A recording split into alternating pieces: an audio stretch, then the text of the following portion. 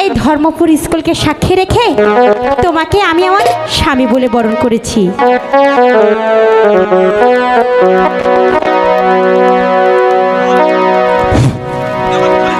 তুমি আমাকে বলে যাবে না তো মালা? জি বন্ধু, এ কি বলছো? আমি যে তোমাকে স্বামী রূপে বরণ করেছি, আমি কেন তোমাকে ভুলে যাব? শোনো বন্ধু। বলো মালা।